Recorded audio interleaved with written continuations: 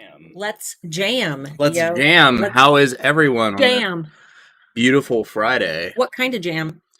Uh, let's do like a raspberry jalapeno compote. Spicy, but not too much, but perfectly sweet. Just a little bitter because it's chilly outside. I was just gonna say strawberry, but Yeah, I'm Mr. Fancy Pants but over I'm a here. fancy boy. No. How's everybody doing? How do we sound today? I'm trying something new. I say every week. Yeah, every single week we're trying something new, and we're gonna try new things until everybody's happy with how we sound. I've also been toying with an idea that I need your seal of approval on. I don't know if you guys have noticed, but our channel, like our thumbnails for our videos, episodes of the Friday Bean have the kind of reddish pink branding with the Friday Bean logo under that little square. It's like funny picture, and then the title of the video, and then little Friday Bean logo. And then our standard content, shorter uploaded videos have an orange square on the right hand side with white letters, right? No little Friday Bean logo. I've been thinking about completely redoing our style of thumbnails, but I'm afraid you guys won't be able to recognize my content because I've had the same style of thumbnails for like almost 4 years now. Yeah. So if you're like, yeah, freshen it up, let me know. If you're like, no, don't freshen it up, I'll never be able to find your videos. Let me know, because that's the only reason I haven't changed them yet. I don't think that the font that I use doesn't fit our branding anymore, but I don't want to change it if you guys are really used to the style. So let us know how we sound. Let me know what you think about the thumbnails, and then we're going to talk. Say we sound good. We're using RTX broadcast today, which means you really shouldn't be able to hear anything that I do. Did you hear that typing? Could you hear the typing on the keyboard? Alex couldn't hear it at all when I was using my chat yesterday. Oh, let us know. Yeah. Do it one more time. He's going to type in. I'm gonna type and I'm gonna talk at the same time. We have a very loud keyboard sitting literally inches away from the mic. Can you hear it at all? Please let me know. I'm actually curious. Cool. I think they're saying no, not to change the thumbnails. Oh. Or we've asked. No typing. Oh, no typing. All right. Cool. Awesome. It works exactly how it's supposed to. And RTX camera is in beta right now. So next week we'll try that. A bit of typing. Okay. All right.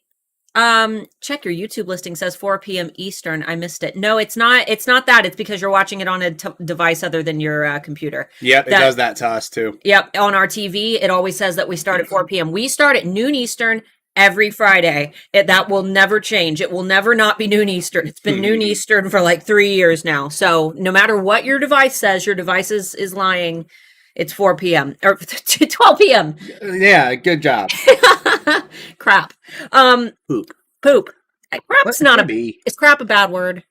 No, crap isn't a bad word. Crap's not a bad word. Crap's not a bad word. It's a verb. I remember when I was in the third grade, my third grade teacher pulled me out into the hallway and said that another student had said that I said crap, which I would never when I was little. Like, I didn't start saying no. I didn't start crap. I didn't start saying wordy dirds until I was like 16, which yeah. Mm-hmm. Yeah. But yeah, I always thought that crap was a bad word. And my mom finally sat me down and she's like, honey, it's not a very nice word, but it's not a bad word. All right, guys. Today we're going to be talking about a couple different things using a really weird, morphed up, strange metaphor that part of it was inspired by a conversation I had with Pam Duthie yesterday.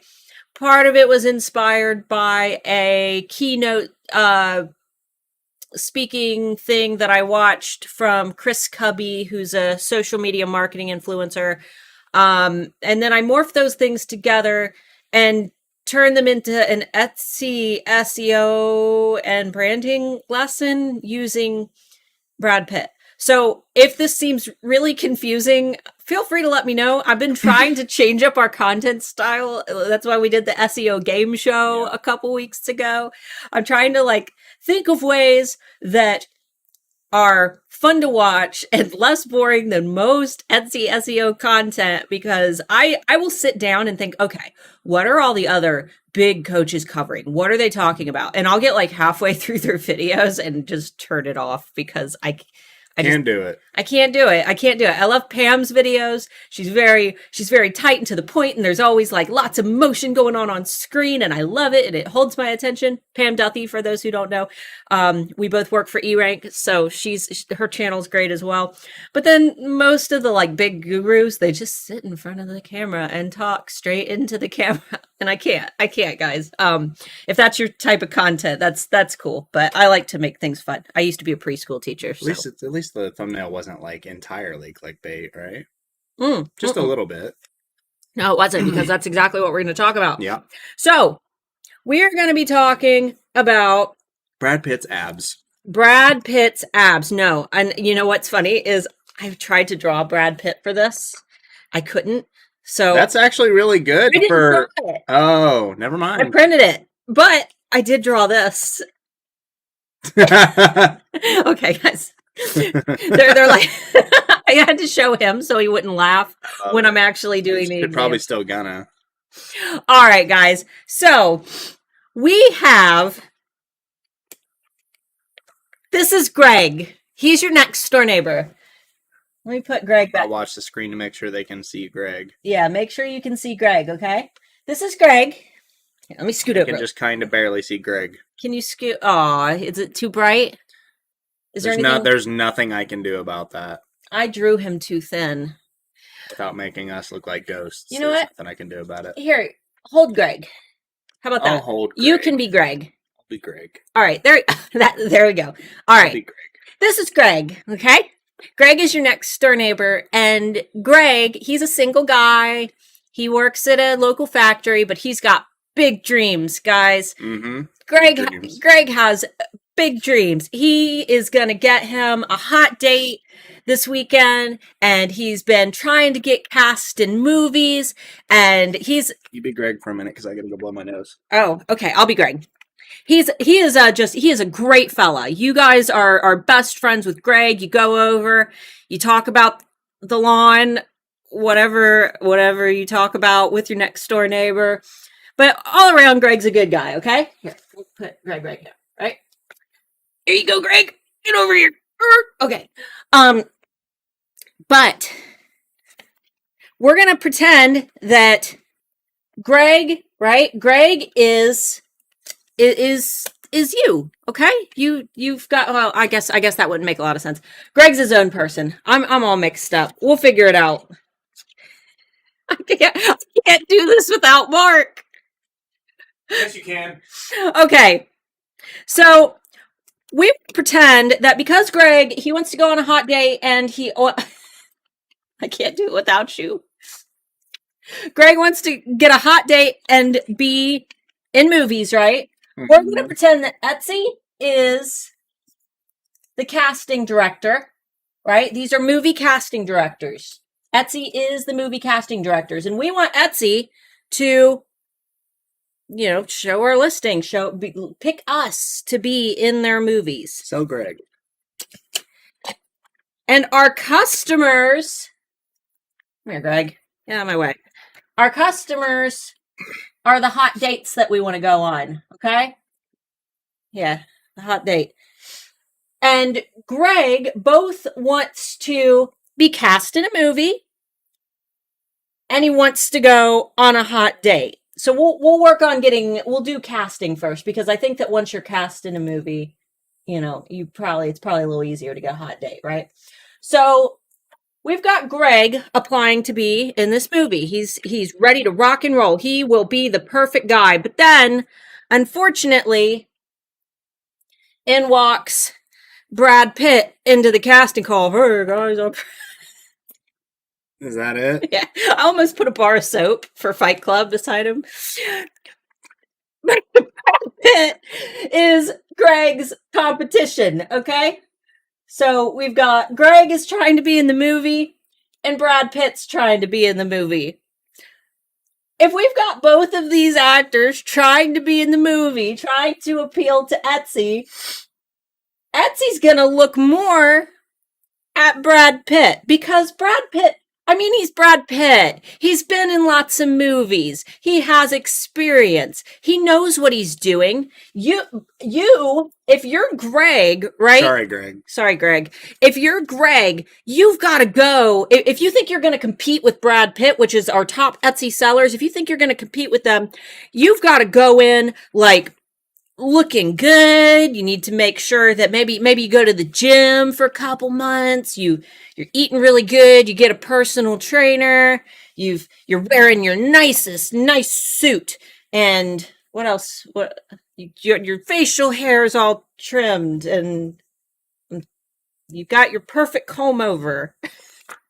You're looking good, right? As good as Greg can possibly look, because Greg ultimately has to compete beside Brad Pitt. And I know that this probably doesn't make a whole lot of sense right now, but when you are competing with top Etsy sellers in the marketplace, what you're doing is you're coming into the casting call as Greg, because Etsy looks at these established shops, the ones that have a good track record. Yeah, the ones that have been around for 10 or 15 years and have 20, 30, 40, 50,000 sales. Right. And Etsy says, I trust that this Etsy shop is going to give customers what they want. I trust that Brad Pitt is going to do a good job.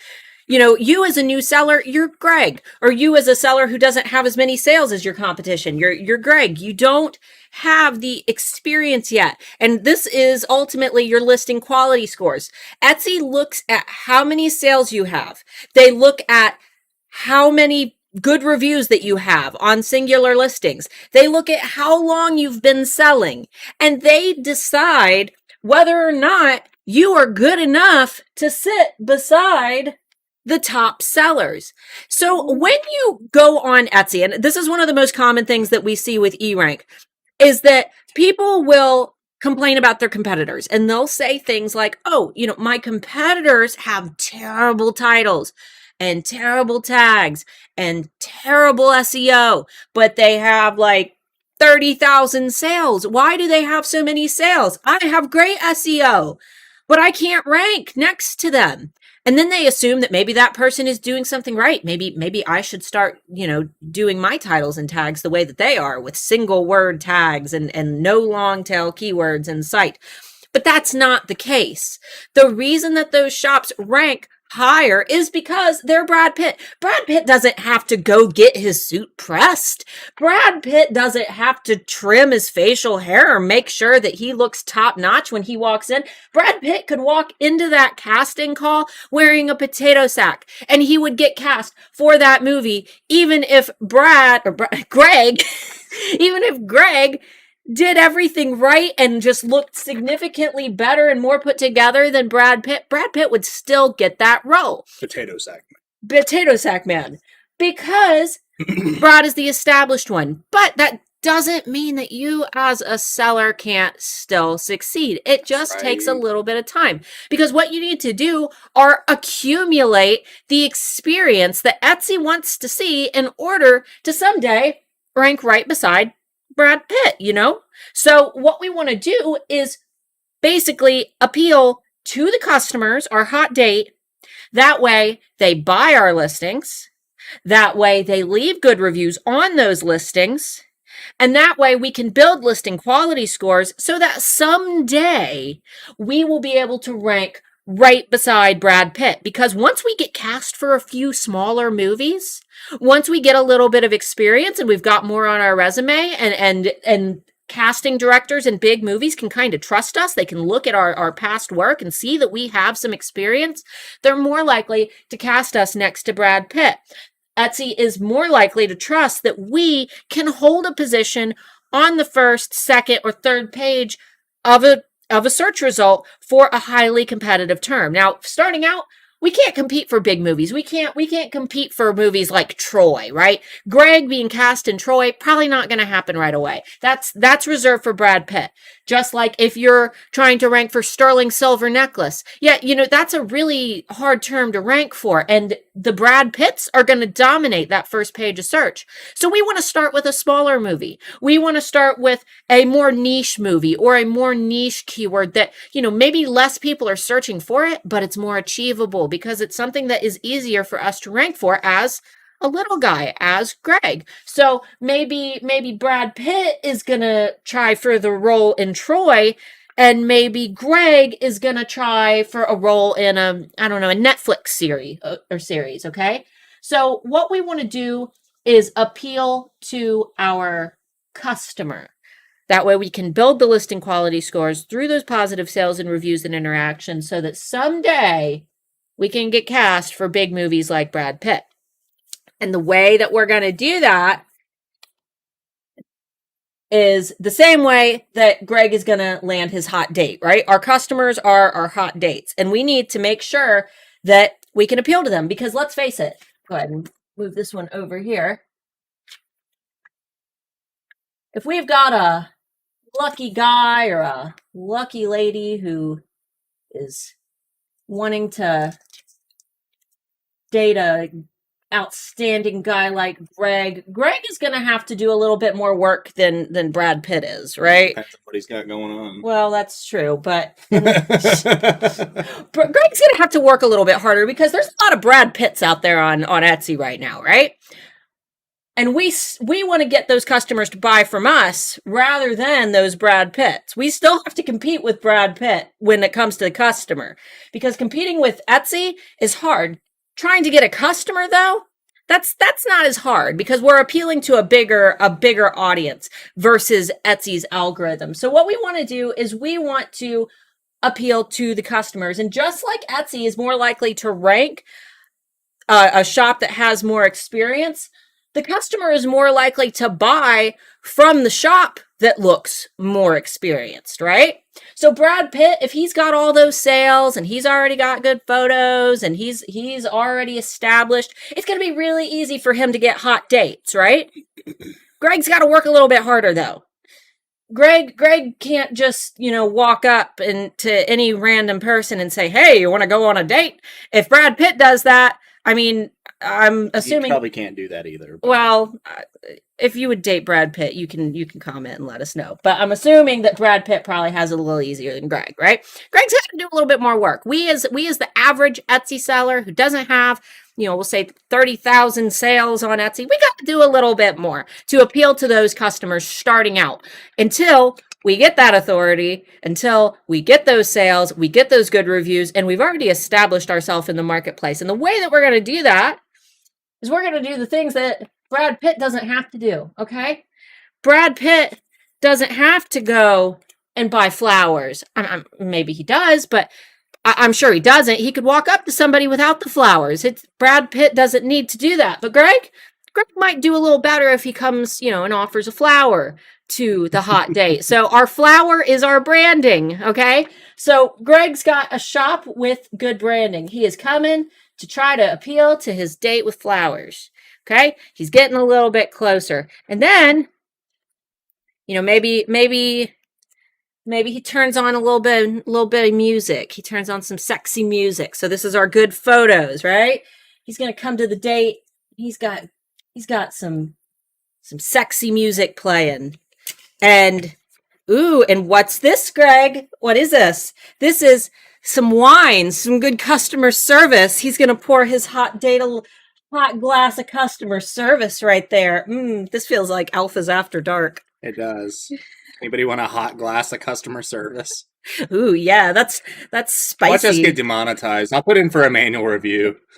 and then, guys, here's when we start getting really serious. We've got good photos, good branding, and good customer service, but here's where we get a little bit bold, right? We're gonna offer, here's a diamond necklace, top 10% pricing.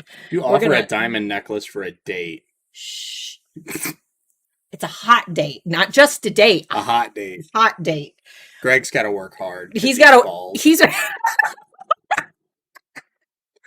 Sorry, any bald folks out there. I'm joking. Be bald. I'm gonna be bald someday. Everyone in my family's bald. He is 100% gonna be bald. You're gonna be Greg.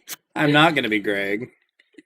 Top 10% pricing, okay? That means that you are pricing in the top 10% of your market. You are not just,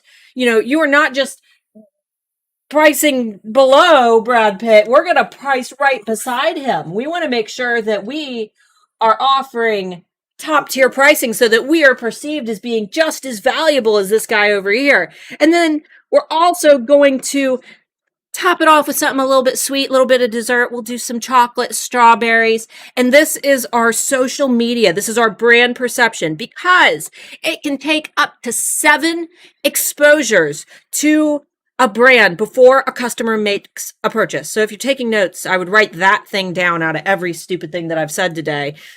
It takes 7 exposures to a customer via social media or to a follower via social media before they will potentially buy your products. So we want to make sure that we are appealing on the social scale, continuously, reminding us that we exist, reminding them that we have that product that they've been thinking about buying. We need to remind them that that product exists by continuously talking about our product. And that's what a lot of people in our streams, they worry that they're overdoing it on social. You won't. I promise. Yeah, like go to Coca-Cola's newsfeed right now and tell me, what are they advertising? Dude, even big companies are getting in on it. I was just showing her Colgate. You all should check out Colgate's website, like the toothpaste company. Yeah, it's modern and it looks great. It looks great. So Christina said, "I love how weird this is." I hear that a lot. So we've got Brad Pitt, right? We've got Brad Pitt, and he's coming into the date, and he's wearing, I don't know, he's wearing like sweatpants and a ripped up shirt. Well, there's nothing that we could really say that Brad Pitt. Sweatpants and a ripped up shirt? Is this 1985? Is that what's hot now? Sweatpants and a ripped up shirt? I'm trying to think of what's not hot, but what wouldn't be attractive for Brad Pitt to wear? No. Potato sack is what's not hot for any dude to wear? Just like plain black, oversized, stained up sweatpants and maybe like a stained yellow wife beater. What do you guys think? Still hot? That's like what that was. What? No, I'm talking the kind like where it's got like the armpit stains and like you can tell that he probably smells like cigarettes and last night's alcohol. Some. Yeah, some of you weirdos out there. Some of you like that. Brad Pitt is gonna come to the date wearing whatever, just black socks. Ew. Just black socks. Just black socks and stained tighty whities. There you go. Okay. We're gonna that go up under the armpits. No, that's for Greg. I like that. No, just pants up to the armpits. The brawn one. He's gonna wear just pants up to the armpits to his hot date. Sorry, Brad Pitt. I hope we don't get sued by Brad Pitt. I don't think Brad Pitt would sue us. We'll just put him in another crappy movie. And then we got Greg. Greg's coming to the date. He's prepared. He's got the wine. He's got the flowers. He's got the chocolates and the sexy music and the necklace. And he's coming in, really strong. And sure, Brad Pitt might be more established and he might have, a face. But Greg is a great guy. Greg's got all these things. And, side by side, I guess it just depends on if you're looking for long term or not. Brad might be. Will you shut up? Brad might be more established than Greg. Brad might have been around a little bit longer, but when you add in great customer service, great branding, a great social media presence, great photos, and top 10% pricing, Greg's got a chance. Greg has a good chance because he's got all of these things that make his shop just as good. He just doesn't have the experience that the Brad Pitt shops have. And that is ultimately what we want to do, because once we come in with all of these things already in place and we start building those sales and good reviews and those high listing quality scores, then we're going to be next to Brad Pitt. And Brad Pitt might not have all of these things. How many times have you looked at a competitor who has thousands of sales but their SEO kind of sucks and their photos aren't that great? Because they're literally just relying on their sales history to build up their Excuse me, build up their brand. Exactly. Brad Pitt's just relying on his like old movie roles, right? He's relying on Fight Club and Troy. And Greg's got all these really great new fresh things in place. Greg isn't relying on just the sales and the listing quality scores, right? Greg's got customer service too. He's got great branding that makes you feel like you're a part of his brand planet. He has a great social media presence where maybe you comment and he comments right back, and he shares really funny pictures that you want to engage with. His photos are really great. He's got 10 photo slots completely filled in his Etsy listings and maybe a listing video, and you know exactly what you're buying from him. And he's pricing in the top 10% of his market. He's pricing right at the top. That way you can look at that product, you can look at his product next to Brad Pitt's product, and they're priced around the same, so there's no denying that the quality is there. Because oftentimes when you see a product that is listed at a lower price next to a high price product, you automatically assume that the high price product is the product that is a higher quality, or that it's made with better materials, or that there's something special about it that makes it better than that cheaper product, right?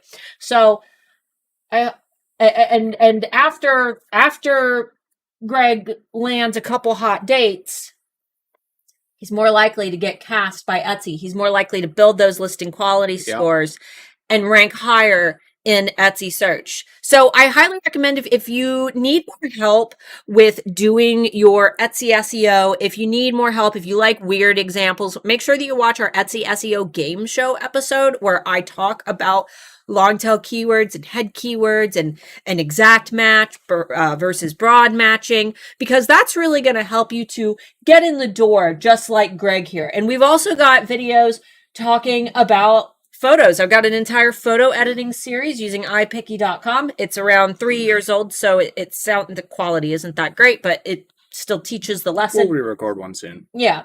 Got tons of videos on social media. I do lots of videos on branding, and in December we do a webinar that you guys will be able to do with us. And customer service, we've got our SSAR swipe files down below. Those are free. Just click see more under the video. And those are going to help you to get more 5-star reviews while following Etsy's terms of service by communicating with your customer through every step of their transaction to ensure that they're happy with their purchase, and to encourage them to leave a good review or contact you directly if there's an issue with their order, rather than just running off and leaving a bad review. So we only took up about 30 minutes, guys. Anybody who joins the chat live is going to be so confused. Super confused. But if you have any questions, feel free to get those in. If this was the weirdest thing ever and you don't want me to ever do anything like this again, please feel free to let me know. And we'll do it anyway. And we will do it anyway, because guys, I'm not the world's best Etsy coach. I'm just the world's okayest coach. So we really haven't had any questions yet. Honestly. Well, give me some good comments. Yes, white socks. Yes, Crocs and white socks. Ugh. So they said, oh, gag. Yeah, nobody looks good in plain black socks and stained up tidy whities. It doesn't matter how good you look. Greg still has to shave those sides, though. No, you got to go with the double mohawk, where you take instead of combing it over, you just spike it straight up on each side. Oh, yeah. You know what I'm saying? Like mad scientist look. Yeah. There we go. Question, reshipping timelines. I just had my postman lecture me about dating my packages that I completed last night to today's date. Is that a thing? No, and your postman is going to tell you that because he doesn't know what he's talking about. So I have talked to multiple post offices, and I'm talking about our dude. What's his name? Greg? In California? I think his name was Greg, yeah. Or was it Brad? Something like that. Something like that. We had a post. It was either Greg or Brad.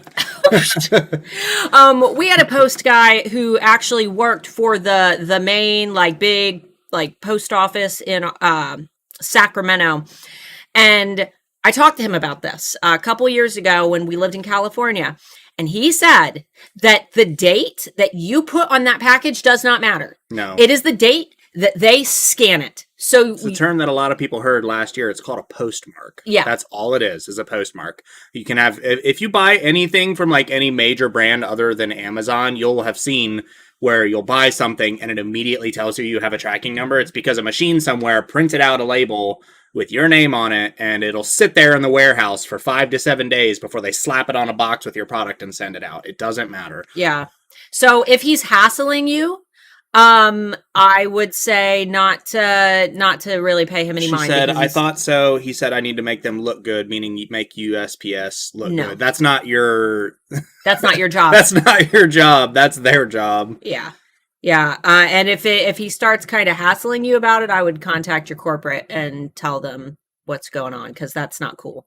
Don't feel here. hassled by them. Visuals work for me. This was a great way to teach for comprehension. Yeah. My carrier says the same. Yep. It doesn't, the date that's on this, as long as you're not letting it go, like I'm sure there's probably like a limit.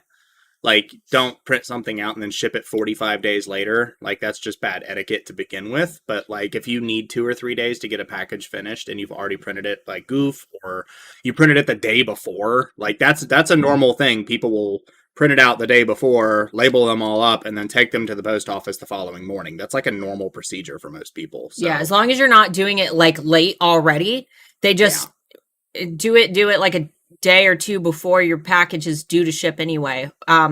There's a good one for you, Mr. Math Whiz. How to determine top 10% tier pricing. So if you've got a competitor who's pricing their necklaces at $100, how might you determine what the top 10% of that pricing tier is?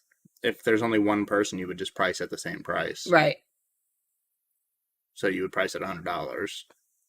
I priced right. I would price right alongside whoever. Look at a few people for your competition. See who makes the high quality products. I wouldn't quite pay attention to the people that have like crappy pictures and clearly don't make good stuff. But have no sales. Yeah, and then literally just averages. Just take the averages of what you're seeing and then price where you're comfortable too. Like if some people are pricing like way higher than what you can afford to do and keep yourself in the green, you need to first look and make sure that whatever distributors you're getting your supplies from are like not gouging you for what you're buying, and see if you can find the same thing, not lower quality, but the same thing at a lower price, so you can afford to print it at a higher thing. But yeah. And guys, erank.com, disclaimer, Mark and I both work for erank, but we don't get paid to recommend it. Their keyword tool will show you, if you search like specific keywords related to your product. I would search whatever your product is. So if you are selling a sterling silver necklace, go into the keyword tool and search sterling silver necklace, and then look at what the average price is, because the keyword tool will show you what other sellers are selling that product for. Keeping in mind that the keyword tool is showing you popular tags and keywords that fellow sellers are using, not what buyers are searching for. So you want to make sure that if you're doing your actual SEO research, you're both using the keyword tool and the keyword explorer. That way you can see what buyers are searching for as well. But you can see the average processing times and the average of ship, or the average item price with the keyword tool. Just like I said, make sure that you're searching very accurately what you're selling. Okay. Not a thing. Yeah, so she was talking about the labels. How else would you send return labels to your customers? Not like they're going to run out and make sure it's shipped out the same day. Exactly. Ginger said, "Can you have a check out my website in the description on your Etsy banner?" No, you cannot send people to your website through Etsy directly. If you're going to do that, if you're going to send people to your website through an Etsy purchase, you need to do it by like inserts that you put into your package. Yeah, or if they're on your email list. It's against Etsy's terms of service. Now, there is an area somewhere down, like in our policies down, where we can put our processing time and there's an area down there where you can link a website, and that's the only place that you can put a website. But you can't do like, check out my website or go to my website. If you're selling products on that website, it violates Etsy's terms of service. What's the best way to find the prices in the top 10% of the market in your product niche through eRank? Thanks. Oh, that's what I just answered. Oh. By going to the keyword tool, you can see average prices for the keywords that you're ranking for or trying to rank for. Should we do a deep dive into what Brad is doing and try to copy the keywords they're using, shipping times, and policies? No, don't copy anything. Come up with your own stuff. No, that defeats the purpose. Did you watch the whole thing? Because if not, watch the whole thing.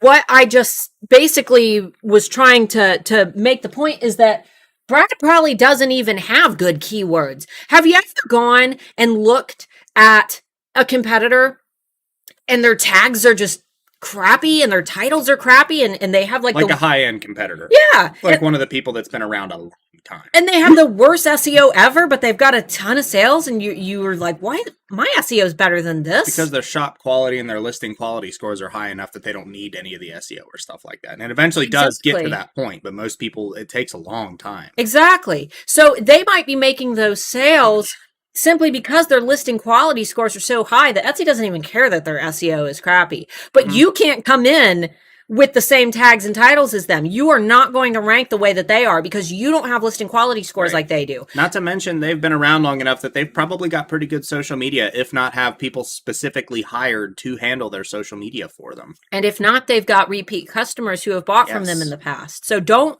you could go to a seller's, maybe, okay, you're selling, I don't know, I've got bunny ears on my desk. Not for any weird reasons, I promise you. You're selling bunny ears in your Etsy shop and you've got, no sales right now. And then you've got a competitor who sells bunny ears that aren't even as nice as yours. They're like some crappy things that they threw together, but they've got 100,000 sales. And you think to yourself, man, they are ranking on page 1, position 1. I'm gonna use their exact titles and their exact tags, and I'm gonna get my listing right beside theirs. The problem is you don't have a listing quality score because you haven't sold your listings.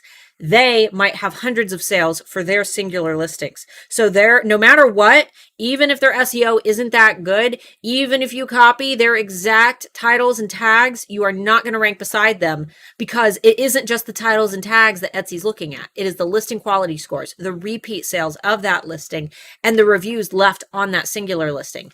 And for those of you who sell one of a kind, I have a video premiering tomorrow on my channel. It is going to like have a live chat and everything, but the video is not live.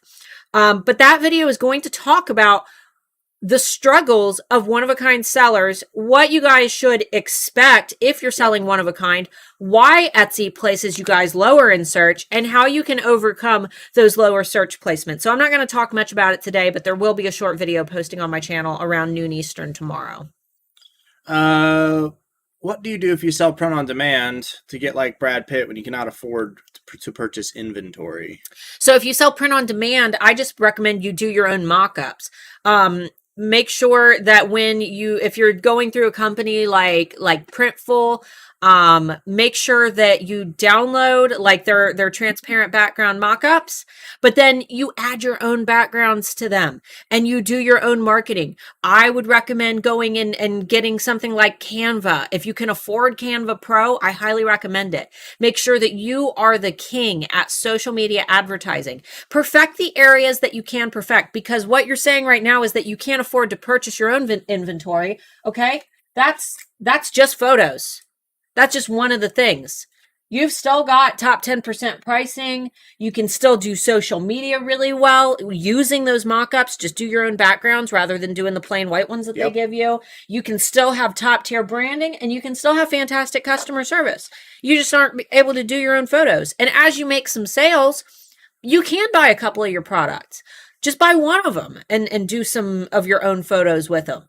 Then when you make a little bit more money, buy another thing. Maybe you sell all like shirts, hoodies, tank tops, and over the summer you just buy one tank top and you do some cool photos outside with it. And then once you sell a couple more of your products, you can afford to get a sweatshirt, and then you take some pictures of your sweatshirt, and then, whatever that may be, and then you can start incorporating your own photos. But in the meantime, just don't use the plain mock-ups that they are providing you.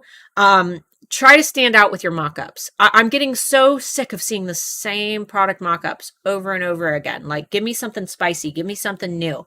My very favorite brand to look at for like mock-up style clothing or backgrounds, or making clothing stand out in a unique way is Cloak, which it's Markiplier and Jacksepticeye. Mm-hmm. They have a fantastic like way of marketing where they use these really cool backgrounds and stuff on their social media. So I recommend checking out their Instagram and looking at it. It's CLOAK, Cloak.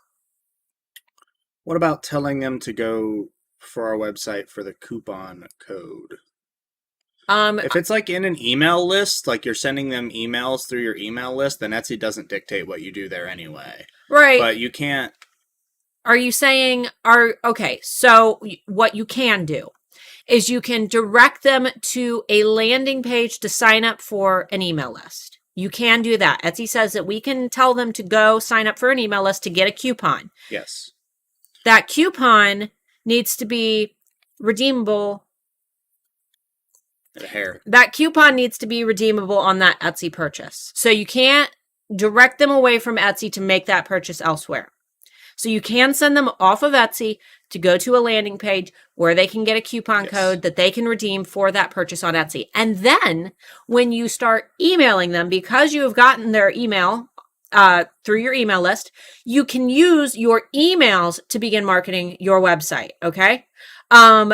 If you just have a coupon code available on your website, but there's also products to buy, you're kind of riding a line there. So I would be really careful. Yeah. I would never send a customer directly from Etsy to a website where you have products hosted that you sell. Yeah, because I just don't think that's a good idea. I would create like a separate MailChimp landing page, or if you really want to make it look nice, you could get lead pages, which is what I use for all of our opt-in, like all of the freebies down below on those really cool pages. When you click see more, all the freebies, that's all through lead pages. And you can kind of get a little bit more customization for your whatever email marketing service you use. I use MailChimp. And if this whole email list thing is super confusing for you, and for those of you who don't have email lists and you don't even know how to start, that's something that we exclusively teach in Handmade Alpha Academy, which will be opening for enrollment June 14th through, what's 10 days after that? 24th. 24th. Yeah. June 4th. You just add 10. Yeah, add 10.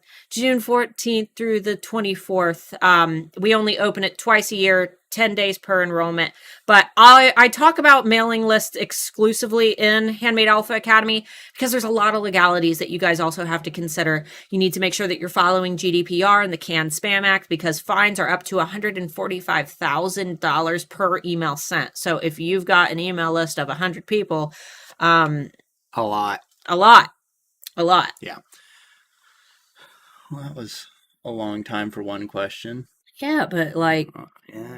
Yeah, but like, we got plenty. What if you're the most expensive high-tier seller of your specific niche? My handmade goes up against 3D printed items, and I don't have close competition. Sounds like you're at the top of your industry. What's the question here? If you're the top tier priced products, then you are going to be perceived as the highest quality products. Now the downside of that is that it's going to take you longer to get those conversions. You do need to watch and make sure you're making sales. Even if it's, just occasionally, just like, for example, a seller who makes, $6,000 coffee tables, they might only make 1 or 2 sales a year.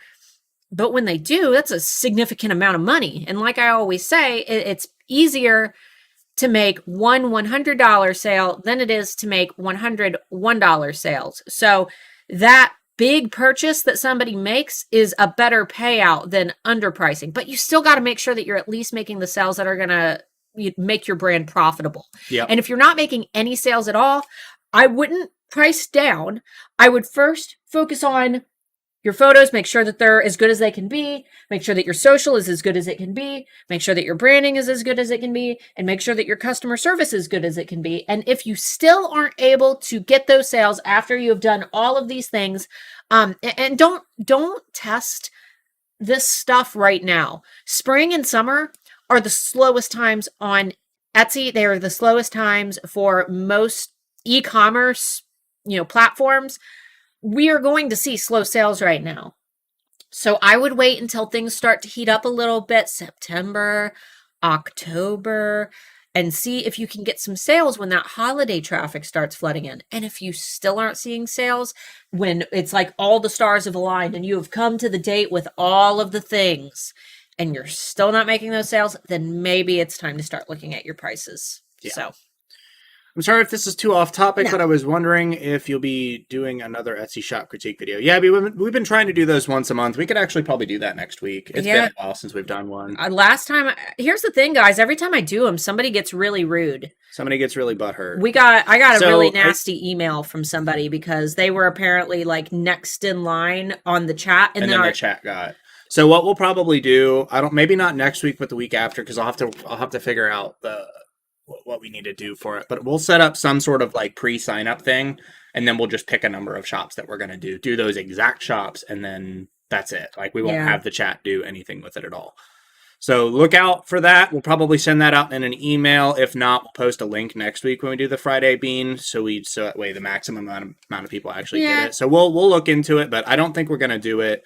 You say don't listen to the trolls, but it ends up to a point where people start pushing it in other pages and leaving reviews in places, and then it ends up killing our bottom end too. So here's the thing, guys. I'm not going to do anything that affects my mental health negatively. This is like real talk with you guys. I don't want you guys to do anything when it comes to your customers that affect your mental health negatively. And if something affects my mental health negatively, you can say ignore them, but we both know that if somebody says something mean about you, you don't ignore it, because, and here's a little lesson in negative feedback. Well, yeah, here's a little lesson in negative feedback, guys. You know how you could get like 100 really nice comments that, maybe you post a selfie and everyone's like, oh, you're so pretty. Oh, I love your eyes. Oh, I love your makeup. But then somebody posts like something mean. You're not going to give a crap about all the nice things. You're only going to focus on the negative thing. Exactly. And that is what being on YouTube pretty much is. I'm pretty good at deflecting negative comments on YouTube. We just block people now. But when I get a personal email from an alpha telling me like that they were upset, that they're hurt, it really does get to me. We feel differently about these kind of things. She doesn't like the negativity. I don't care because I know it's the internet. And there's a 50-50 shot that those people are just actual trolls anyway. They're not actually people that cared about us to begin with. When I recognize the name of the person, though. So we block them. Don't be a jerk or you won't be able to watch our content anymore. Yeah. Anyway, where do I find the rationale for the top 10 pricing? We already read that one because I'm a dummy. Wait, no, that's not, you didn't read that. Yeah. I did. I have priced my paintings low, hoping this would get me a lot of buyers and plan to increase later. So there are tons of,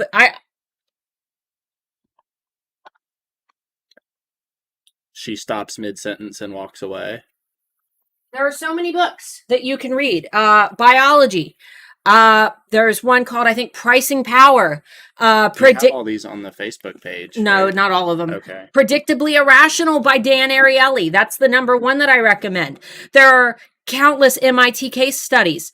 One of my very favorite case studies was where they do the taste test, where they've got the taste testers and the 2 bottles of wine, and they tell the taste testers that one of the wines is like, I don't know, like $10,000 or something stupid like that, when in reality it was like a $5 bottle of wine. And all these like wine aficionados are drinking it and they're like, oh yes, they can definitely taste the value and blah blah blah, and I'm getting notes of cranberry and blah blah blah. And it turned out that it was just a cheap bottle wine. Yeah, cheap box wine, because they were told that the price was higher. Perceived value is real. Just like when I use the example about the engagement rings. If you are, about to propose, assuming that you, I don't know, are the one proposing, and there are 2 engagement rings in the display case that look almost identical, but one is $10,000 and one is $1,000, you're not going to look at the $1,000 ring and say, wow, what a steal. You're going to say, what the hell is wrong with that ring? I'll take the expensive one. Our brains just work like that. So it's like that in every industry. Exactly. That's why Tiffany & Co. can sell $1,000 paper clips. Yeah, paper clips and painted frickin' what was it? The tin can that they sell. They did that gold coated tin can, and it was like $5,000 or something like that. But I recommend reading Predictably Irrational by Dan Ariely, because that is a collection of different case studies by one of my favorite like psychology gurus. He's fantastic. And it's a book that I think every business owner should read because it's not just going to help you with pricing. It's going to help you with brand perception. It's going to help you with customer service, and it's going to help you with your everyday life and decision making. They said I worked, thank you, I'm new to sales. I worked in healthcare. Well, then you definitely know markups. If you worked in the US, you definitely know markups. It's very similar. Do you recommend blank products just so you can add your own pattern to it and make your own mock-ups? She was the one that was asking about the mock-ups earlier. If you can. If you can do your own mock-ups, that's great. What I don't like to see is products that are obviously mock-ups. I don't like to see where I can tell that something isn't printed. Like if you just take a picture of a shirt and then you just slap the vector on top of it, but I can tell that it's a vector just floating over a photo of a shirt. If I can't see the grain of the print, which a good mock-up will show the grain of the print, or, you know, you can kind of see the fiber. There's a little bit of fade there, so it looks real. Then I don't know what the print quality is going to be when I receive it. And good mock-ups, like from sites like Printful and Redbubble, and what's the other one? Printify. Those mock-ups are going to show how that product is actually going to look when the customer receives it. If you have the ability to do that and your photo editing is good enough, do that. But if you can't make it look comparable to them, I would use their mock-ups and just customize your backgrounds. And they commented and said, no, I was a nurse. I did hard work for little pay. I wasn't referring to you. I was referring to things like IV bags where they'll charge you $9 or $10 for a bag that they pay 45 cents for. Exactly. That's what I'm referring to. It's an established value based off of nothing. Exactly. Because we don't have a price anchor in the or our price anchor is different than the price anchor in other countries. Yes, exactly. Yeah, no, I'm not referring to you. That would be super rude. Don't take it like that. I promise I wasn't referring to you. Simac, sorry if I absolutely butchered your name there. So I just found out my competition has 2 shops on Etsy with the same pictures and infos and tags. Is that legal? Legal, yes. Against Etsy's terms of service, I don't know. Actually, I don't think that you can do you can do like one, if you have like one listing that you're testing, I think it's okay. But I don't think that you can do 2 identical shops. But here's the thing. They might just be testing out tags. I don't think that you can do that. I don't think you can do that, but that's what I'm saying, because I've known other we'll just say other coaches that have done that. Here's my advice here. Don't focus so much on what your competitors are doing, because you'll drive yourself crazy doing it. And you're gonna have competitors that break Etsy's rules, and you're gonna have competitors who infringe on copyrights, and you're gonna have competitors who do everything wrong and still get sales, and it's really frustrating. But the more that you focus on those things, the less time you're gonna be spending on actually improving your own shop. So to a degree, you should look at what your competitors are doing, but only in the areas that it matters. If you want to study what they're doing on social media, if they're doing really good, that's great. You can look at their reviews, look at what they're getting bad reviews for. That way you can make sure you're not doing those things, and look at what they're getting good reviews on. That way you can make sure that you're doing whatever they're doing and maybe try to do it better. If everybody is commenting in the reviews saying, wow, I love your packaging, and your packaging isn't great, you know that you need to improve your packaging so that it aligns with theirs. That way you can stand beside Brad Pitt. You want to be right next to him, right? Cloak brand, C-L-O-K-E brand. Yes. C-L-O-K. That's C-L-O-A-K. C-L-O. They might have changed it and not changed it back for April Fool's Day, because they usually change it to C-L-O-K-E for April Fool's Day, but it's Cloak, C-L-O-A-K. Let me check make sure they're, because I follow them on Instagram.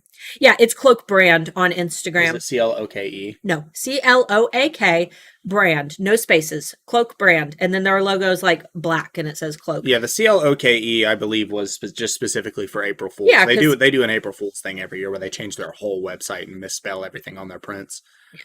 I have an email list set up with MailChimp to give a 20% off coupon in return for a subscription, but nobody's subscribing. How should I market the email list? So there's a couple different things that you can do. There's lots of different places you can put it. So my first, no one's using the coupon, or nobody's buying it all? Or nobody's subscribing? Nobody's subscribing. Okay. So if you're making sales, a couple things that you can do is make sure that there's some type of printout maybe do like a QR code that they can scan with their phone that leads to your sign up page, and put that in all your packages. Another thing that you can do is put your EEP URL, your sign up page link, put that in the very last photo slot of your 10 photos and say, type this link into your browser for an instant 20% off your first purchase. Or if they've already made a purchase, you can send them a message, and this one gets a lot of controversy. You don't have to do it if you don't want to, but send them a quick message that says, hey, I noticed that you didn't use my customer discount. If you want to join my email list so I can get you added, I'll go ahead and refund you a 20% off, coupon, or I'll refund you the 20% that you would have gotten on that coupon. And then you'll also get any future coupons from me. You can do that as well. And that kind of helps. Also, you want to make sure that you're shouting it out on social media. If you're having a product launch, I always tell people, like, make sure that you sign up for my email list, because, you don't want to miss my product launch. Plus, you're going to get a discount. There's a lot of different ways that you can do it. I know that it's kind of hard starting out, but you really got to entice them, because the idea of an email list scares people. I also recommend, and this is like a spoiler alert from Handmade Alpha Academy. If you're calling it an email list, or a newsletter or anything like that, call it something else. Nobody wants to join an email list. I call it a VIP club. I call the alphas the alpha VIPs. Yep. My key club is the key club. Give it a different name. Yes. And if you guys want examples of marketing for an email list, I'm about to launch with Amber Marie a brand that we have not given any, you guys don't even know what it's going to be, but down below there's a link it's got a black heart emojis and a red question mark, and it says Adapt. Click that link. The lead pages are better than a Bitly or other masking site. Lead pages are not a masking site. No, you're masking. What you're talking about is masking a link. Yeah, lead page is an actual physical page. It's a page builder. Yeah, lead page, you're building a landing page. Lead page, if you click on any of the links that I have down below, any of the freebies, the Adapt that I just mentioned. They're all lead pages. Yeah, look at the Adapt. They really did that one up nice. Yeah, that one, make sure you look at it on desktop. The mobile version does not do it justice, but I worked really hard on that because I want to show you guys an example of what a brand new brand coming out of the dark looks like. That her and Amber have been busting their bunsy buns on. Is yes. Amber here today? No, she's at a wedding. That's right. I forgot. She's busy. But yeah, make sure that you click that link and check it out. And don't just... If you sign up for that email list, or if you see us marketing for Adapt in the Handmade Alpha Facebook community, don't just take it in as a piece of marketing. I know that it's really hard because it's hard to like see a piece of marketing and not be marketed to. But they said that I meant landing page, not lead page. But yeah, that's same thing. The object here isn't just to try to sell you guys the thing that we're making, okay? If you buy it, that's great. But the object that we're really aiming for here is to get you guys to see what it looks like for a brand to tease their products, to market their products without revealing what they are, to build hype, to build confusion, to build excitement, to launch with momentum, to email market effectively. And if you join that email list, you're going to get all that. So don't just look at it as us marketing to you. Study what we're doing. Click that lead page that I have down below for Adapt and really look at it. Really look at all of it, the branding of it. And when you sign up, look at the page that you land on after that. Look at the type of emails that you're going to start getting here in the next few weeks. The brand is launching on May 8th. So we're going to be building up to this launch. You can follow me on Facebook. Starla and the Handmade Alphas is our actual Facebook page, not our group, but our page. I've been posting the marketing there. Make sure that you're a member of the Handmade Alpha Facebook community. That's linked down below. I'm going to be posting the marketing there. And I'm not just marketing to you. I'm teaching you how to market without telling you that I'm teaching you how to market. So yes. And this is not I want to reiterate that this is not a money-making attempt out of this. Well, it's great. We are actually not getting any money out of anything that sells. No, I'm giving it all to Amber because she's got her own brand. Yes. She's very busy and she's helping with this. I just thought I thought it was important to be fully transparent about that. We are not financially invested in this whatsoever. Yeah. So, yeah. Anyway, support Amber. I think you're supposed to disclaim something like that. Like if you're advertising a product, you have to be open about like where the money's going with that. So I'm just trying to be very clear about that. This is literally just like a marketing thing for us. It's neat. Anyway, when you're working a full-time job and trying to get your Etsy bringing in a decent income, what's the best way to balance your time? Any ideas would be helpful. You guys are the best. So I'm the blunt one of the two when it comes to doing business stuff. And there's a little bit to this. You're gonna have to sacrifice a little bit of fun time. I mean, really, you're gonna have to take away your free time. Now, that being said, you do need to still make sure that you give yourself like a mental health day or something to like keep yourself sane, because burnout is real. Burnout is very real. But you're gonna probably have to push yourself. If you're working a 10-hour, a day job, 8-hour a day job, you're probably gonna have to come home and put 2 or 3, 4 more hours into it and get not a lot of sleep. Yeah. But you're going to have to give yourself some recoup time when you can. You're going to have to lose time with family. You're going to have to lose time with friends. And it sucks, but that's the hustle. That's the hustle. But eventually, hopefully, it'll pay out to a point where you can quit your day job. And don't. If that's your goal. If that's your goal. And if that is your goal, don't immediately quit your job when you think you're to a stable point. Get it stable and make sure it stays stable for like 6 months to a year, maybe, until you're actually comfortable quitting your job, because there are slow years. Like a lot of people joined, and we're seeing this with eRank too. A lot of people joined Etsy last year when Etsy was having somehow its best year ever. And a lot of people are quitting Etsy now because it's a lull. Things happen in society, especially with around like presidential elections. Please leave politics out of the comment section. Any election. Any election period affects sales. Like things happen. So just be aware you need to save for emergencies, and you're going to burn out. Yeah. Just know how to deal with your burnout, and don't let that burnout pass on to your friends and family, because that's what's going to really kill yourself. And keep in mind that I always say it, but we're all gifted with the exact same 24-hour day. So look at whoever inspires you the most, Elon Musk, Oprah, to the moon, whoever, whatever person that does the most, that inspires you the most. Just keep in mind that they wake up with the exact same number of hours that you do. And anybody who has ever built a huge brand started by getting no sleep. I built my original brand, Art by Starla, with a little itty bitty little one running around my feet the whole time. And yeah, it sucked. And there were times when I worked for like 5 minutes and then I had to go take care of the baby. And then I worked for another 5 minutes and I had to go take care of the baby. And there were times when I sat at my desk, just makeup streaming down my face, crying because I was so stressed out. But you kind of reach a point of business maturity where it doesn't get it's not like there's less work, but you evolve and adapt to it. You adapt to the workload, where the things that were once very, very hard don't take you as much time anymore. They're second nature. You just know that you have to do them. I mean, that's like these Friday Bean episodes. We've been doing these for like 3 years now. Before it was the Bean, it was Friday Q&A. Before it was Q&A, it was Tech Friday.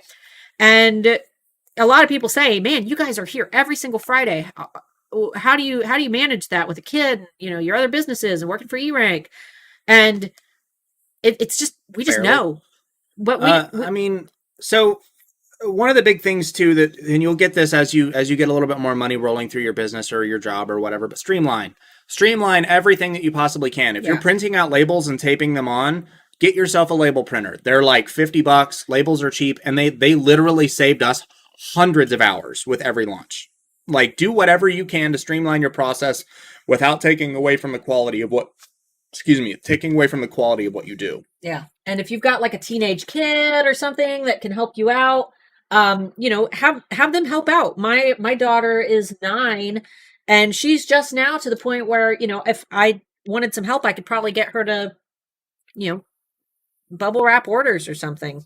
Somebody had asked a question I think I accidentally skipped back in the day that I'm You guys, just remembering. Give me 1 second to that's look fine. through. I'm gonna let them. There it is. Yeah. Hey, if I sell them at in-person venues, can I list them on Etsy for local customers? Yeah, Yeah. you can. You can even get. We used to do for custom orders. You just do a custom listing. Yeah, you can do that. They've got their little card reader too. Does Etsy still have that card reader? They might. I'm pretty. If not, you can get them through PayPal, or I think Stripe Squ- even has one. Square has one. But I believe Etsy still has their card reader as well, and I think it deducts from your actual Etsy inventory when you use that. So, Question: with shops in the UK opening now post pandemic, will Etsy slow down? They're opening here, and it already has. yeah. That's literally probably what's causing the current slowdown on Etsy is people are out shopping and not on the internet. Yeah, but this is normal. We're not seeing it happens every summer too. Yeah, spring and summer are always slow. Down below I've got the summer survival guide because we anticipate. And for those of you that are, it doesn't slow down for me, we don't mean every industry. It doesn't happen for every industry. Right. It doesn't happen for every person, but for a lot of people it does. If you sell wedding stuff, you're probably about to see a boom because everybody's going to start getting. Yeah, if you sell bikinis, you're going to see a boom. If you sell birthday cards, there's birthdays all summer. You're going to see a consistent sales. So it is really dependent on industry, but most industries across all e-commerce, not just Etsy, most industries will see a decline in spring and summer. Don't look at last year's stats, but look at any other stats for any other quarterly, revenue for big companies, and you can see that decline. You can do it for any company. If people talking about, if it's more expensive, it must be better. That doesn't always apply, but in some things it does. So expensive. It's called a point of diminishing return. Exactly. There's almost always a point of diminishing return with things like, we'll just use Yeezys. We'll do cars. Oh yeah. For example, like you can buy cars up to about $100,000, and you'll probably get better and newer stuff up until that point. But then after that, you look at cars like a Bugatti, like a $600,000, $700,000, $800,000 car. There's nothing to justify that price. And shoes is another thing. Yeezys, for one, are ugly as sin. Sorry for all of you guys that wear Yeezys, but they make your feet look like clowns. They're stupid. Are you sure you're not thinking Balenciaga, the giant? You saw the freaking Yeezy thing that I sent you that was literally just the foam capsule that you put your feet in. Yeezys are stupid too. But then again, you look at something like an Adidas Boost, which is like the baby version of a Yeezy. They're a little silly looking, but they're the most comfortable thing I've ever put on my feet. But they're like $170, not like $1,000. Like there's a point of diminishing return for everything. So don't immediately disregard things that are more expensive because there's a chance it might be better, but just do your research. Anyway, sorry, that's enough on that. I'm thinking about changing my product that I feel my business name doesn't fit anymore, so I'm torn on changing it because I've done all the branding and signing, packaging, so much money. What to do? That's a personal decision. Yeah. You've gotta decide if it's a good move for you, and if it's a good move for your brand in general.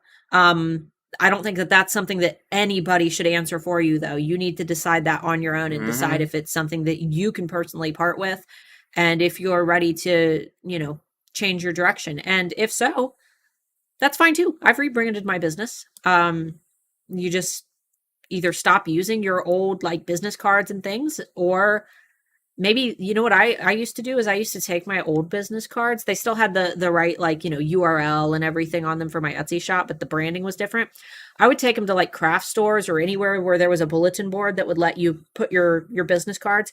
And I would just put them in stacks and leave them places that would allow you. We used to go to coffee shops that would have little tables for small businesses, and I would just leave a big stack. Mm-hmm. My mom used to carry them to bars that she went to. She would leave big stacks of my business cards at the bars. So, is it legal to quote something off of Urban Dictionary and sell it as a printable, just the text, the sentence ripped off there? So what you need to do. What you need to do is you need to go through the legal. They probably have a page either just called legal or terms of use, terms of service, something like that. And you're going to need to read through that because it depends on what they consider themselves. If they consider themselves an open forum, then yeah, probably because anyone can submit them. Yeah, literally anybody can submit them. That's why like you can get on something that's not like a password protected Reddit and you can take anything off of there and print it because it's just a combination of words that isn't copyright. But It depends on whether or not they copyright and they consider themselves a real dictionary. Because if they do, then it's a little different. So, yeah, I would get with them. And worst case scenario, like I always say, get with a legal expert because that's not what we are. Identical listings in separate shops used to be against the rules, but they got rid of that restriction 3 to 4 years ago. Yeah, I would think so I because think it's I've had so many issues with people talking about Chinese shops stealing their stuff. I think that you could do a couple. I think that's the thing that they don't care if you're just testing, but I don't think you can replicate an entire shop. I'm pretty sure that an entire shop replication violates their terms of service because that's going to dominate search pages in a way that's really unhealthy for the entire marketplace as a whole. Because you could have 100 shops with the same print-on-demand products all linked to a print-on-demand service, and you wouldn't have to touch anything. And it's a little hard. Is there any way to change the email address from MailChimp? The address is so complicated. You get to pick your email address What you for mean? MailChimp. No, not you have to pay for a domain email. Do you mean change the email address or the URL? You mean like your EEP URL that they go to get to? Or the email address that your emails are sending from. Because that's your email that you put in there. Or do you mean the URL? Let us know. Because I want to make sure I'm answering that correctly. I tend to let invalidating comments get to me. We talked about this a minute ago, and it interferes with my ability to market. Any tips on how to deal with this? You have to build thick skin over time. There's nothing that's going to make you have thicker skin when it comes to mean comments. I wouldn't recommend engaging with them because that's just what they want. They want to make you mad. I would just say delete the person and block them and do your best to move on from it. But don't make public posts about it. Don't, if you want to make something funny about it, I will sometimes make like something funny about, a mean comment that was said about me. Just understand that if you do that, and because I'm the kind of person that creates fights on purpose on the internet because it's funny, if you do that, if you do the funny thing, you're inviting trolls. So just be aware of that like it could end up biting you back. Yeah, just people like me exist. Your best bet is to to delete it and then try to find a way to find that value within yourself, whether that be, reading some of the nicer comments or exactly. Or, doing something that completely disassociates you from your business for a few hours until that thing just doesn't feel as heavy anymore.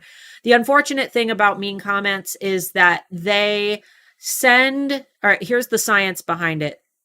They send a prediction error signal from your anterior cingulate cortex, which amplifies that bad feeling because when we were like tribal beings living together in small groups, if you were unaccepted by a group, that was bad for you, right? You were the one who wasn't in the cave getting warm by the fire. You were the one who wasn't sharing the food. You were the one who wasn't getting the best mate to make the best babies. You were the one who was all alone.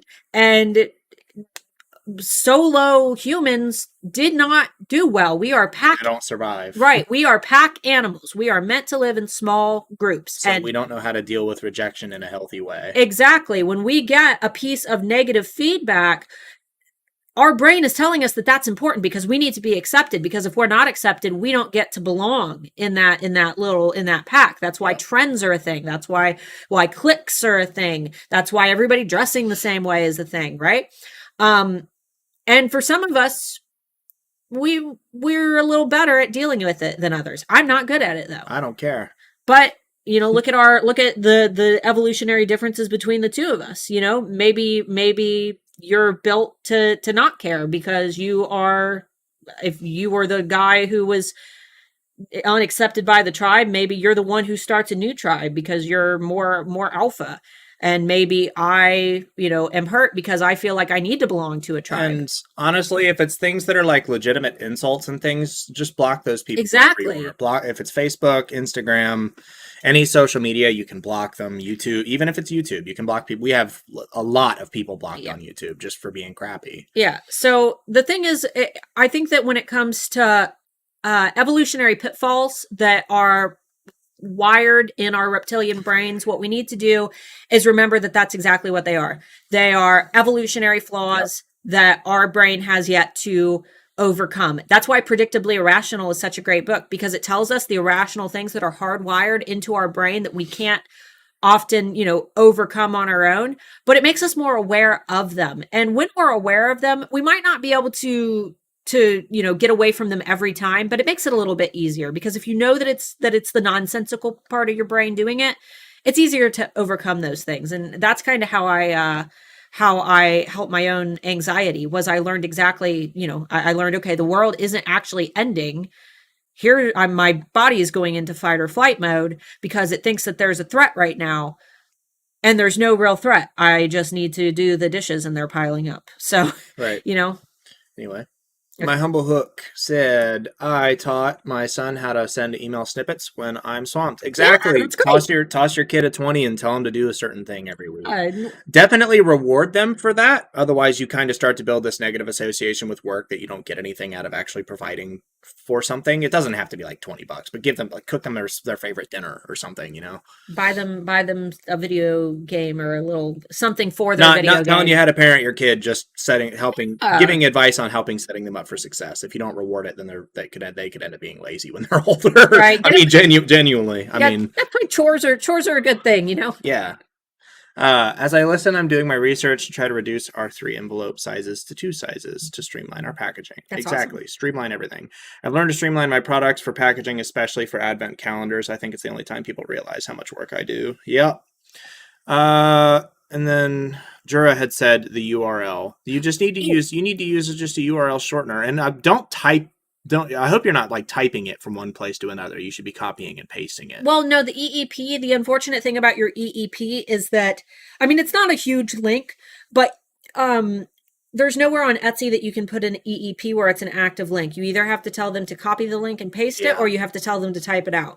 You could use Bitly. It's bit.ly, and that will make your URL bit.ly / whatever the heck you want it to be. It could be bit.ly / your business name. And that's a little easier to type. They commented back. They said at 24, he wants more than $20, but he's ready to open his own Etsy shop. Okay, but yeah, I mean, that doesn't really matter. You pay him what the work is worth, right? Like, answering emails doesn't usually pay more than like $20 for 10 minutes worth of work. My burnout comes from interruptions from the hubby. I ask him not to talk to me when I'm working, usually counting. He stands there and sighs until I hear his latest news, quote unquote.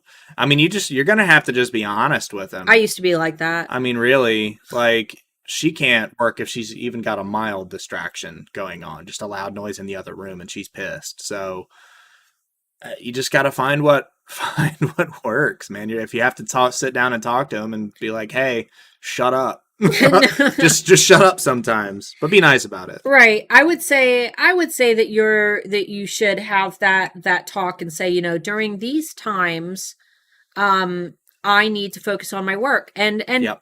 let him know that, hey, I want to do good. I want to do a good job. I really am passionate about this.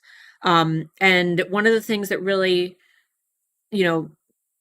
keeps me from performing at my best and, distracts me is when I'm working and I have to stop working and redirect my attention away. So, between this time and this time, I would like to work on my business. And if you need to tell me something, could you just wait until I'm not sitting at my desk? Or just come and say something like, hey, when you have a minute, come talk to me. Right. Like, because I think that if you're going to have a business, you need to have 100% support from your partner. We talk about this in Handmade Alpha Academy. We have a bonus that we're going to be re-recording hopefully in the next couple of months. Couples Business Boot Camp. Because we occasionally will do a Friday Bean like once a year on like spousal support and things like that. And it's really important for both spouses to be on the same page. It doesn't matter if they like your business or not.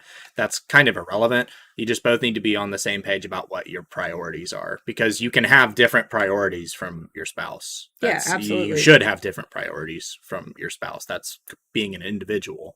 Like, and it looks like she said something about note to self, don't have a retired mate. So you guys have been together a long time. Your guys' priorities over time start to kind of come in and then streamline forward to where you both have the same ideas, but it doesn't always, you can always, divulge from that path and come back when it's necessary.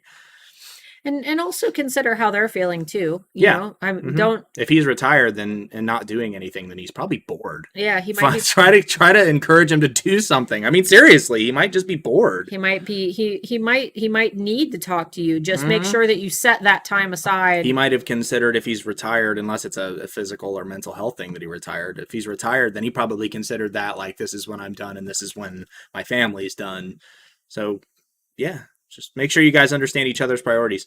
I'm certain my handmaids are in the top 10%. My SEO is likely rubbish, as are my photos. I work on both, but the clients want Wally World prices on Tiffany quality. Yeah, those kind of people you just kind of Well, gotta ignore.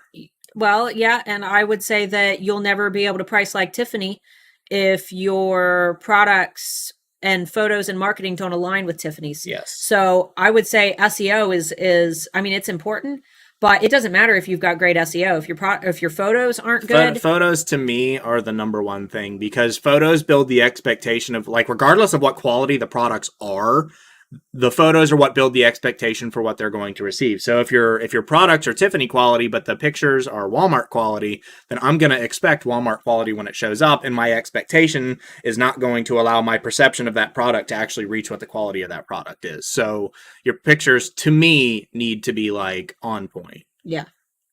And descriptions should have good grammar and like sentences should be built well. I understand some of you guys don't speak English and you're selling to English speaking countries, but you can have people help you with that kind of thing. Yeah, feel free to use the Handmade Alpha Facebook community as well. Yeah. We know that you are an English speaker. We're just talking to the majority. I have to address the crowd. Then got them on social media free with the exception of YouTube. The only comments I get is from E-Rank Feedback, whom I work 2 to 3 times a week. Let's see. Yeah, my ADD is like when I'm working, please don't distract me. Then we have dedicated times to talk to each other while eating dinner, doing housework together. Yeah, that's kind of how we are. If I'm working, I don't want to be bugged. If she's working, she doesn't want to be bugged. We have designated together times, and we announce it ahead of time. We're like, hey, tonight, like while we're eating breakfast, we'll say, hey, tonight Let's hang out at like 8. Yeah, like around 8, let's play a video game together. Or let's go we lay in our bedroom and read together. Is that something that Or we play games together. I've got her into gaming now. Yeah. Thankfully. Well, we find something to do together, but we plan it ahead of time because neither one of us is good at like just pop up, hey, how you doing? You want to do this right now at this very second?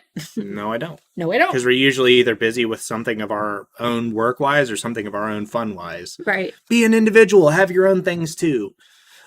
With the new Pinterest shop option, you need to copy and paste coding to your website so your products sync with Pinterest as a shop rather than just pins. And Etsy, where would this code go? I have no idea. I have no idea. I have not even heard that. So that would be a question for the Handmade Alpha Facebook community. Link down below. I'm sure that there's an alpha that can that's more up to on Pinterest. I'm just not as I don't really use Pinterest that much for anything other than personal. Enlist him to help with your business. If he wants to. If he's retired, he might not want to. I published lots of listings and was wondering if it's better to use Etsy ads for lots of listings or only a tiny number, and what the best budget would be depending on the number of promoted ads. So budget is entirely a personal preference thing. Start lower. Don't start Definitely start lower. If you haven't seen it, I know we talk about this every week, but go watch Pam Duffy's video on Etsy ads. I don't usually recommend most people putting a lot of money into it unless you know for a fact they work for your products, because they work for some shops and they don't work for others because the way that Etsy's doing it is kind of dirty. Yeah. So at the moment, I don't recommend it. Put a low budget. If it works, raise your budget a little bit until you're comfortable. And don't, Etsy recommends that you advertise a lot of your listings, advertise tons of listings. And you know why Etsy recommends that? Because they get more money out of it. Because they get more money. But don't do that. Start with your best sellers. Pick only your best sellers. Right. Because here's the thing. If you're going to the racetrack to bet on racehorses, you're going to bet on the racehorse that has a good track record. You want to bet on your winning racehorses, not the ones that are slow. You pick the winners. You pick the ones that are performing well. Not just the ones that you like. Yeah. That's one thing that we have a big problem with a lot of sellers is they'll take the product that they like the most and assume that you have a bias.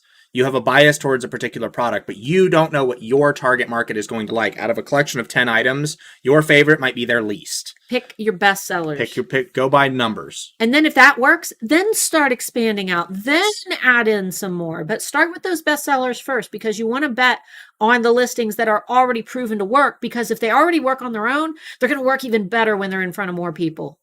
So, yeah, I wouldn't know what to do. What I do if my boys were still at home, although I wrote and published 2 cookbooks while they were still underfoot. Yeah, I mean, my husband and I are obsessed with Mario Kart. We were, but I'm a bit of an elitist with video games, so it ends up just not being good.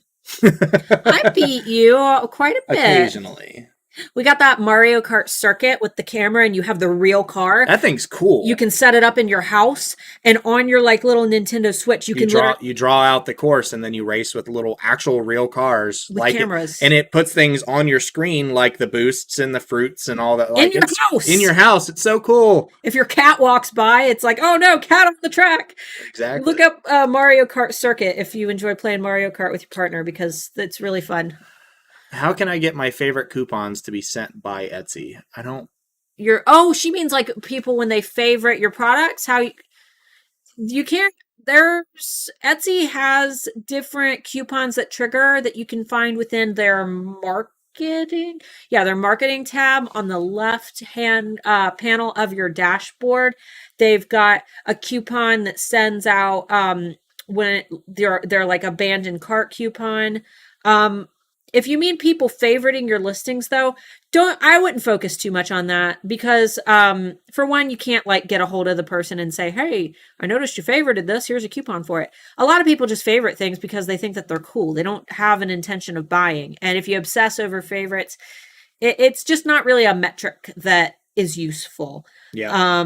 It proves that people are seeing the listing. It makes you feel good inside, but there's no useful information that you can really gather from favorites. So hopefully that helps. I would just set up an abandoned cart coupon, and then maybe if you want to offer a different type of coupon, do an email list sign up coupon, which, like I said, we teach about email lists in Handmade Alpha Academy because there's legal issues, but you can find videos directly from MailChimp. I think that they've got their own YouTube channel that will teach you how to do it. But MailChimp is the service that I recommend because it's easy. Yep. All right, and we're out of questions right at 1:30. Perfect timing. So if you haven't subscribed to our channel yet, you should click the little subscription button down below and then hit the bell icon. That way you know when we go live. For some reason, it's a little slow, so usually about 10 or 15 minutes after we start. But you should get notified every time we upload a video or go live. We got a video next tomorrow. Yeah, we do. We'll tell them about it when we're done. Oh, I interrupted his spiel. She did. Hit the like button if you liked it. Don't hit the dislike button, because either way, you're doing us a favor. Yeah. We got a couple more questions. We'll get to those. We have a video that I just finished editing yesterday that will be going up tomorrow. That's on one of a kind, and why one of a kind sellers tend to have it a little bit harder, and why they tend to rank lower in search. But what you can do if you're a one of a kind seller to overcome the obstacles that Etsy kind of puts in your way. One thing I will say is that before that video even went live, right when I scheduled it yesterday, somebody immediately went to the scheduled video and disliked it. So that person sucks. You can go over there and like that video. And yeah, there's also a button on it. I decided to set it as a premiere because you can click to set a reminder right from the video. So if you're interested in watching Got a couple quick questions. I just remembered, we kind of talked about this a little bit. Is it worthwhile to set up A/B testings with listings to see what titles and tags work? Yeah, totally. On a couple, just make sure that you keep up with Etsy's terms of service, because or terms of use, because they could always make it where you're not allowed to do that. So just keep up with the news. They usually allow you to do split testing within your own shop. Just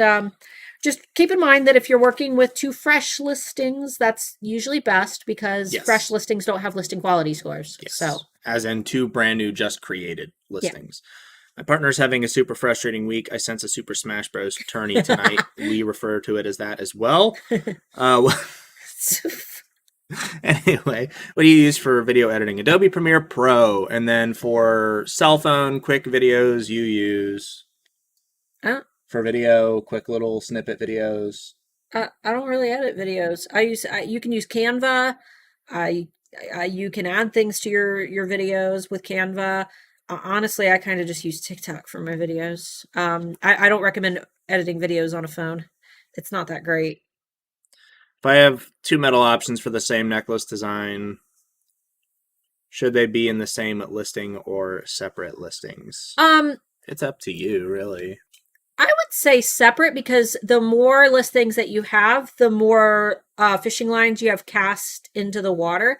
Last year we did a Friday Bean episode called like Reel in Those Etsy Customers. Yes. The thumbnail is me fishing. Go find the video with the thumbnail of me fishing from last year, because that will explain the benefit of having variations listed separately rather than within one listing. G. Morgan said, sorry. So I saw what you had posted before. She said, sorry, I'm whining. Hey, you're not being like rude or gross with your comments. So like, yeah, if this is what's helping you, that's fine. We would rather. This is a public forum. We would rather help you. As long as you're not hurting anyone else's feelings that are here or somebody that might watch later, I really don't care. That's true. Like, sometimes you need to vent. But anyway, we will see you guys next week. I'm not sure. Got links down below. Yes, we got links down below. So down below, free stuff. My summer survival guide, if you're experiencing slow sales or if you're anticipating slow sales for spring and summer, which are, normal across every industry. There's a survival guide link down below that you can sign up for. Amber Marie created a fantastic wholesale spreadsheet. People have been trying to get the spreadsheet by requesting to edit it. If you don't watch the video that's included with it, you're not going to know how to do it. You don't request to edit it, okay? So make sure that you watch the video. Yes, watch the video, because we will just deny you. We will not let you have the spreadsheet if you don't watch the video, because you will not know how to use it. So Amber's wholesale spreadsheet, if you are wanting to do wholesale. My 2021 marketing calendars. We're already halfway through April. We've got April, May, June, July, August, September, October, November, December. Where the hell is this year going? Good God. 2020 sucked and it took forever, and we're already a third of the way through the year. Those marketing calendars are going to teach you when to market, where to market, when to launch collections, holidays to anticipate, things to plan for, when the good time to host a giveaway would be. That's down below. And then my SSAR, customer service swipe file strategy, is also down below for free. That is my most valuable freebie, because what it is going to do is help you to gain more 5-star reviews while following Etsy's best practices in terms of service. And as you accumulate more positive reviews, your listing quality score is going to increase and your listings are going to rank higher in search so that you can stand next to Brad Pitt in the search results. And then also down below, we are working on a new Etsy shop with Amber Marie, Adapt. It's not open yet, but it will be launching on May 8th. And we're going to be doing tons of teasing and marketing that you guys are hopefully studying and watching and seeing how we're doing it and how we're building a brand from the ground up. So down below is a link to an email list for Adapt. You're not going to get any marketing for Adapt if you don't sign up for the email list for it. There are black hearts and red question mark emoji next to those.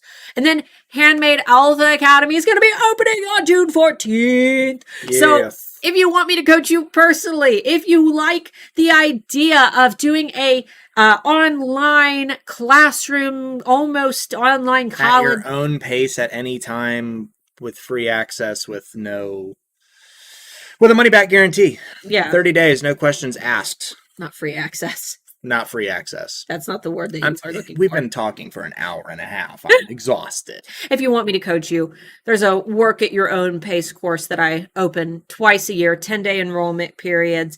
It comes with a ton of content that's going to teach you A to Z how to get your Etsy shop to what we call an alpha brand, where you are the Brad Pitt. Come here, Greg. For the Brad Pitt of your industry. So that link is also down below for the waiting list. Signing up for that does not obligate you to buy, but it ensures that you get a $1,000 discount when enrollment opens on June 14th. HAA is open for 10 days and 30-day money back guarantee. Work at your own pace. And we believe that there's 19-ish hours of content with bonuses. Yeah. So lots of good stuff. It's a lot of stuff. Lots of good stuff. We're always adding stuff. We're not always adding stuff, but we're adding stuff occasionally when it needs it. And you get all that stuff for free when we add stuff. Yes. It's included. So. But that's it. We're going to go enjoy our weekend, have some sketty. Make sure you call your mom if you can. Drink a glass of water or two. and watch our video tomorrow about one Watch of our a video kind. tomorrow. Yeah, I edited it and it looks great. All right, guys, have a great weekend, and we will see you next Friday. Bye Bye bye. bye.